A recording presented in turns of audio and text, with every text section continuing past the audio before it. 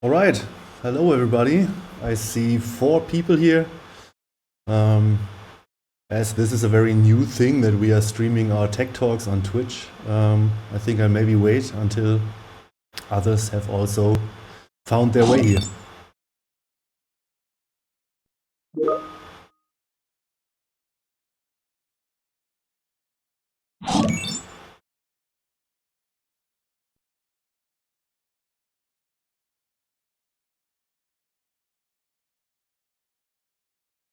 As we are waiting, can you give me some feedback? How is the sound? How is the video? Can you all hear and see me? Oh yes, and as Nerza Vestili said, of course, like, subscribe, and hit the bell if you want to see more tech talks like the one that I will be holding in an instant.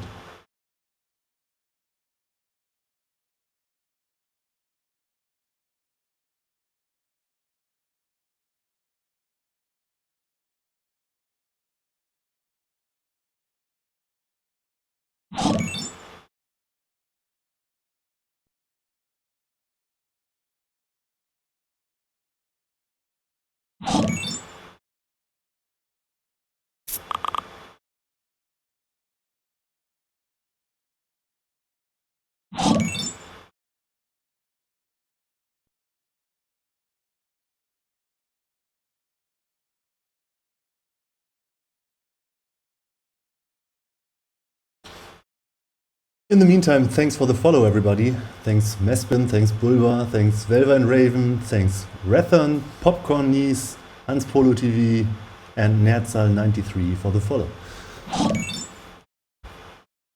And Almighty Grinch also following now, because they all want to see good tech talks in the future here on Twitch.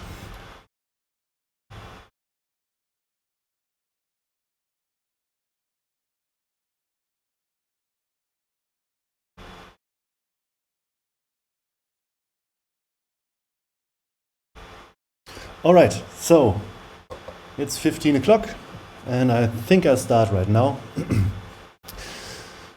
So this is a very new thing. I was talking to Toby the other day, to Toby Thiel the other day, about this tech talk, and I said, well, it would be funny if we had a Twitch account, as a company, a Clarilab Twitch account, where we would host our tech talks publicly on Twitch. And it would solve many problems. It would solve the problem of automatically posting these tech talks to YouTube when they're finished, and thus having them publicly available, kind of archived. It will also solve the problem of people wanting to anonymously attend a public tech talk, which was a problem with just recording the Teams call and then uploading it to YouTube. So this idea seemed very promising, and we just decided to try it. So that's why we are on Twitch here right now. If you are not a colleague of mine and are happening to watch this tech talk because you're interested in it, because you found it, you can, if this goes well, you can expect more tech talks. You can expect more tech talks on this very channel in the future. So be sure to follow. All right, in today's tech talk, we want to talk about design patterns, what they are, when to use, and so on. And I have compiled a roadmap for this tech talk. I want to start with explaining what is a design pattern and why is it useful. Then I want to go over to when would I use a design pattern. And then I will go briefly over types of design patterns. In this section you will hear a lot of names of design patterns that will not have any meaning yet, but I will then later have some in-depth examples of different different design patterns. Starting with the next point, an in-depth real-world example of a factory pattern in Go. After that I will have a very short diversion and talk about coupling. And after that, we will have 2 more real-world examples of different design patterns in Go. This was the plan originally. Now I have a little confession for you all. The confession being that I left the work to compile all my preparation into a presentation. I left that to today, and today 2 critical bugs prevented me from doing very much work. So I will have to split this talk. I haven't told anybody yet, I'm telling you right now. Here's the roadmap version 1.1. We will skip points 5, 6, and 7 today, and I will have another talk where I will pick up on this talk that I sadly couldn't finish today, and we'll continue this. So we will go up onto the in-depth real-world example of a factory pattern in Go, and then finish the talk for today. And in a next talk that I will tell you when this will be very soon, we will pick up on this, then talk about coupling, and have 2 more real-world examples for design patterns in Go. I'm sorry for that. I shouldn't have left the necessary work to do until the last day, but I did.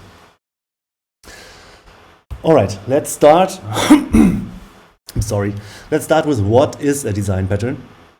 A design pattern provides a general reusable solution for common problems in software design.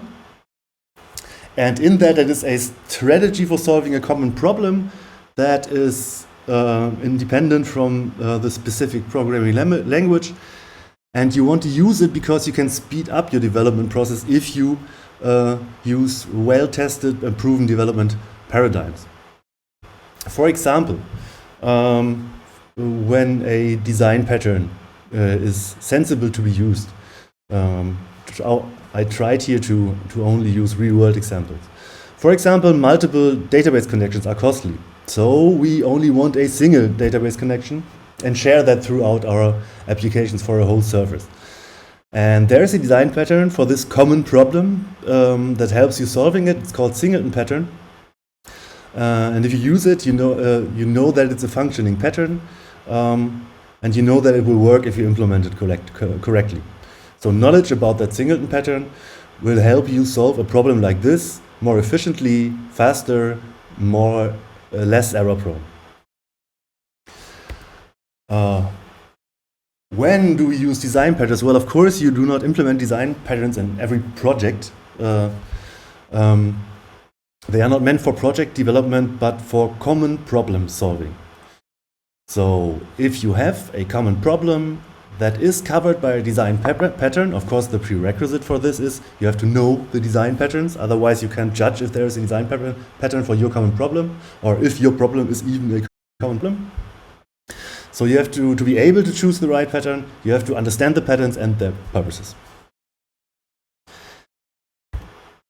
There are basically three categories in which design patterns can be categorized.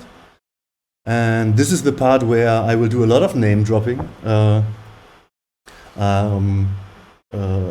Name dropping design pattern names, which won't have any meaning right now, but out of each of the three categories, I prepared one design pattern with code examples and everything. Today we're only going to do one. So these will get more meaning going further in the presentation. So the first type of design pattern is creational design patterns. These are design patterns which deal with class instantiation or object creation. And thus they can be further categorized into class creational patterns and object creational patterns. And examples for creational design patterns include factory method, abstract factory, the builder pattern, singleton pattern, which I talked about before, object pool, and prototype. And as an example, you are developing a piece of software that uses multiple types of databases. There's a word missing there, I'm sorry. And let me briefly move myself here so that you can see what's written there. Like this. For example, you're using SQL during development or Oracle in production, or you're using SQL now, but you know that we will switch to MongoDB in the future.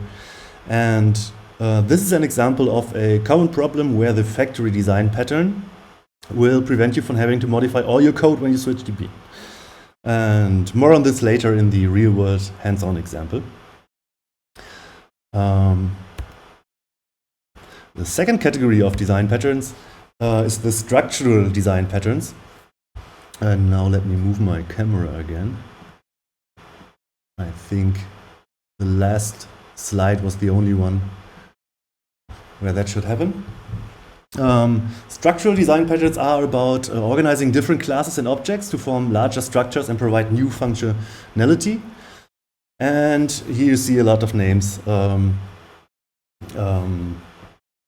of structural design patterns that don't have any meaning right now, and I didn't fill in the example yet, but that will be part of my second talk, of the second half of this talk that I will hold on another day that is soon to come. And the third category of design patterns is behavioral design patterns. And behavioral design patterns are about identifying common communication patterns between objects and realizing these patterns. And there's a lot of behavioral design patterns which you might have heard before or not. The observer pattern being one that I will have a real-world example for later. Now let's switch to the juicy part of this talk. Let's get to the real-world hands-on example for the factory design pattern. And let's suppose we have a database of things, the thing being this struct right here. It's a struct, it has an ID, a name, and a color. And then we have an SQL connection logic to retrieve and store these things that looks like this. We have a constructor for our SQL connection. And we have the two methods getThing, where we pass an ID and we get the thing with the ID back. And we have a storeThing method where we pass a thing and it stores the thing in our SQL database and returns the ID. Of course, it doesn't return foo ID, but the actual ID of the thing created. And here, it doesn't return an empty thing, but it returns the thing that this commented out logic will retrieve. So we have our database objects look like this, and this is our logic to store and retrieve them. And this is how this would be used. We instantiate a new SQL connection. We do some sophisticated error handling. We get the thing with an ID. At this point, our application should just print out getting thing with ID, echoing the ID we passed from SQLDB. And now we store a thing, just create a new thing. Harry's honey is the thing I want to store. And by the way, for this color code, I actually Googled a picture of honey and used the color picker. So this is the color of actual honey. I went to all extents for this talk. And then we store the thing. And at this point, our application should print storing thing and then the thing with all its field in SQLDB. So let's run this code and see if it works. And we see, yes, we are getting the thing with foo ID from the SQLDB, and we are storing this thing called Harry's honey in the SQLDB. Great! But now, if we wanted to change our application's database backend from SQL to MongoDB, we'd have to write a new Mongo connection, okay. And then we have to change all the code in our application that uses the SQL connection to use the MongoDB connection. And this can, of course, be hideous and error-prone. I can forget parts of the code where I should have changed something, or I could, change something the wrong way. And to prevent this from happening, we can use the factory design pattern, and Mr. Little ASCII emoji is very excited about that. How would we go on about this? Well, at first, we extract an interface for the common behavior of the two different database implementations. No matter if it's SQL or MongoDB, we want to get thing and we want to store thing, and this should always be the same. And we still have to write the new Mongo connection. That part doesn't change. So the code that is abbreviated here with a comment, we still have to write that. Factory design pattern will not write code for us, will not prevent us from having to implement actual logic. This stays the same. The code is the same as the code for the SQL database. Just what it prints out is different, so that we can see in the example later whether we use the SQL or whether we use the MongoDB connection. Apart from that, everything is the same. And now we get to the factory part of the factory design pattern. We write a factory function that retrieves the type of the database we want and returns an instance of the interface we created. Notice that this factory function does not create a concrete type, not return a concrete type. It returns the interface that we created. And because we designed our interface in an intelligent way, we told it to have we told it to have the functions that we already developed before. This interface also fits on our new MongoDB connection. So this is the factory function. You could do this in a more sophisticated way. You can, I don't know, create enum constants for the DB type or whatever. But in this case, it will receive the database type that we want just as a string. And if the string is SQL, it will return a new SQL connection. And if the string is Mongo, it will return a new Mongo connection. This works because the return types of both these constructor functions, they both satisfy the DB connection interface and both return pointers. Otherwise, I would have to create a pointer here with the ampersand operator. And if the string is neither SQL nor Mongo, we return an error because we don't support this DB type yet. And now we change the code that instantiates the connection. The only line I changed here is the highlighted line. That's everything I did. I left all the other code just the way it was. And we can see here I am instantiating the DB connection with the SQL parameter for the database type. And if I run this code now, we get what we had before.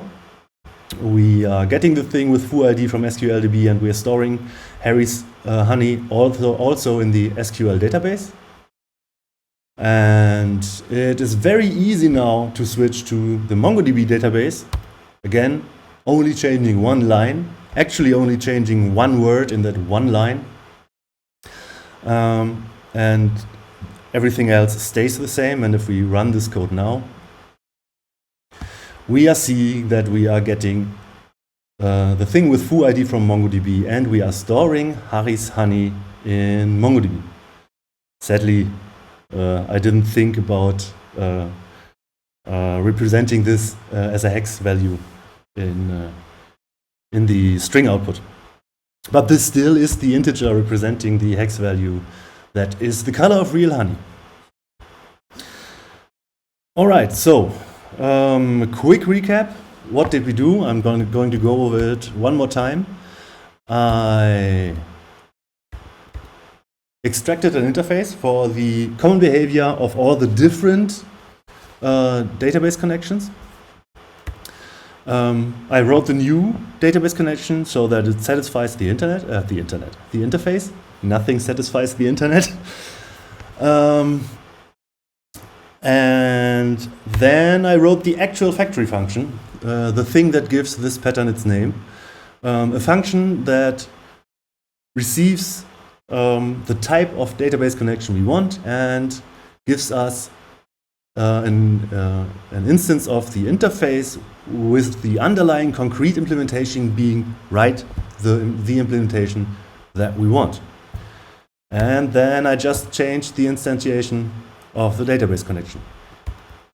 SQL, Mongo, we've seen that it works. So that is the very first half of my talk on that is the first half of my talk on design patterns. It's the very first ClariLab talk on Twitch.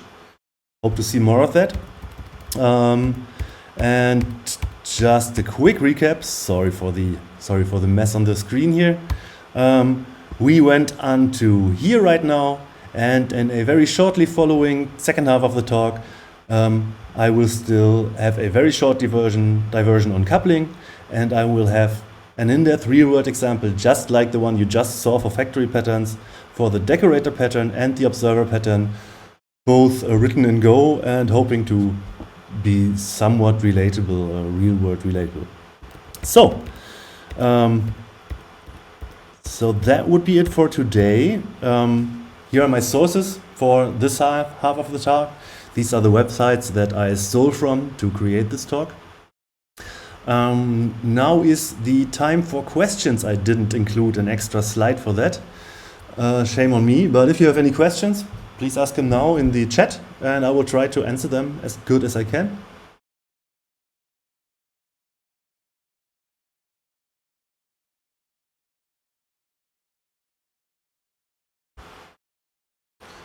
Oh, wait, I can change the scene here like this. When do we implement it in our code? Yeah, thanks, Netza. Wait, I have prepared that question.